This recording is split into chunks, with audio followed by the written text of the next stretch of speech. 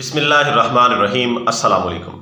आजकल social media के ऊपर एक बच्चा जो है अमार, उसकी डेथ जो है उसको हर तरफ दिखाया जा रहा है और इसके बारे में मुख्तलिफ मफरूज़ात जो हैं, मुख्तलिफ हकाइक जो हैं अपने अपने तरीके से बयान किए जा रहे हैं।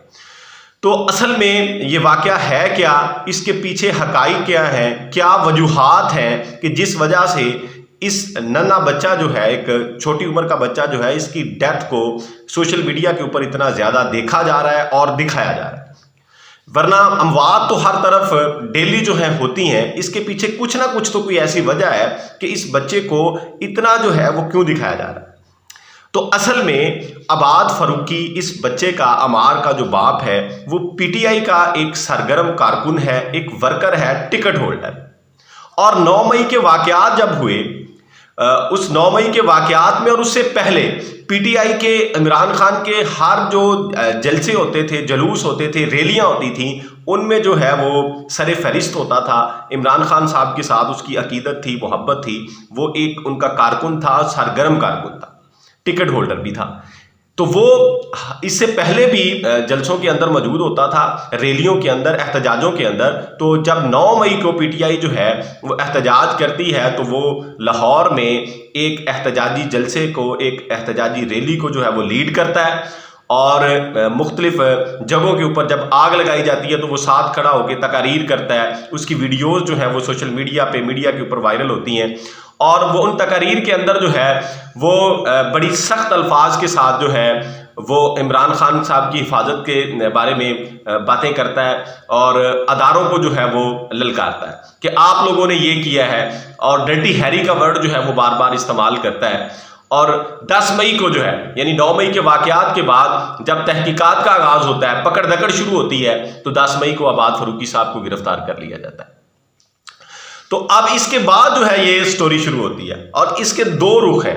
दो इसके जो इसके अंदर जो आते हैं वाकयात, वो अलग अलग हैं। एक वाकया वो है इस वाकये के बाद, यानी गिरफ्तारी के बाद, जो फैमिली क्लेम करती है, और दूसरा वो है जो स्टेट क्लेम करती है। तो पहले हम ये देखते हैं कि फैमिली क्या कहती है। फैमिली ये कहती है कि जब अबाद फरूकी साहब को गिरफ्तार कर लिया गया तो उसके बाद स्टेट जो है, अदारे जो हैं, वो मुख्तलिफ दिनों में, मुख्तलिफ टाइमिंग में हमारे घर के ऊपर हमलावर होते हैं, खवातीन को तंग करते हैं, बच्चों को तंग करते हैं, और बार बार जो है रेड की जाती है। पुलिस जो है हमारे घर पे हमलावर होती है और दरवाज़ों को तोड़ा जाता है, खोला जाता है, यानी जहनी टेंशन दी जाती है, डिप्रेशन दिया जाता है। और ये बच्चा जो है, जो अबाद फरूकी साहब का बेटा जो है, जिसकी उम्र जो है 8 से 9 साल क्लेम की जाती है, बताई जा रही है, ये जहनी सदमे में चला जाता है जब वो ये देखता है कि डेली जो है कोई ना कोई अदारा जो है, कोई ना कोई पुलिस एहलकार जो है, गाड़ियाँ जो हैं वो हमारे घर आती हैं और हमारी फैमिली को, लेडीज़ को जो है वो तंग करती हैं। यानी उनकी जो इज्जत है उसको भी तार तार किया जाता है। तार तार से मुराद ये है कि उनको, एक घर में रहने वाली फीमेल्स हैं, उनको उठा के गली में खड़ा कर दिया जाता है। ये फैमिली क्लेम करती है। स्टेट जो है वो इसके बराकस कहती है। तो वो बच्चा जो है जब ये देखता है कि पुलिस भी हमारे घर आ रही है, मैं स्कूल जाता हूं तो मेरे दोस्त भी ये कहते हैं कि आपके बाप को इसलिए गिरफ्तार किया गया है कि वो एक दहशतगर्द है, उसने स्टेट को नुकसान पहुंचाया है, वो ऐसी तंजीम का हिस्सा है जो मुल्क के लिए खतरा है। तो बच्चा जो है वो जहनी डिप्रेशन में, जहनी टेंशन में चला जाता है। और इस कदर वो डिप्रेशन में चला जाता है, ये भी वो कहते हैं कि 19 या 20 मई को उसके पेपर थे स्कूल के अंदर, वो पेपर शीट जो है उसको दी जाती है, वो उसके ऊपर पापा पापा और सिर्फ पापा ही लिख के आ जाता है। यानी वो इस कदर सदमे में है कि पापा के अलावा उसको कोई चीज़ याद नहीं है, कोई चीज़ उसकी नज़रों में नहीं है, और आहिस्ता आहिस्ता वो बोलना भी बंद कर देता है। उसको हॉस्पिटलाइज कर दिया जाता है, हॉस्पिटल में लेके जाते हैं, डॉक्टर्स की ज़ेरे निगरानी उसका इलाज शुरू हो जाता है, साइकेट्रिस्ट उसको देखते हैं। लेकिन चंद दिन के बाद वो भी जवाब दे देते हैं कि इस बच्चे की जान जो है इसको हम नहीं बचा सकते, इसका कोई हल नहीं है। हल है तो सिर्फ यही है कि इसके बाप के साथ इसको वक्त गुजारने दिया जाए, फिर हो सकता है कि ये वापस आ सके, ज़िंदगी जो है वो अपनी जी सके, वरना इसका कोई हल नहीं है, इसकी मौत जो है वो यकीनी हो चुकी है।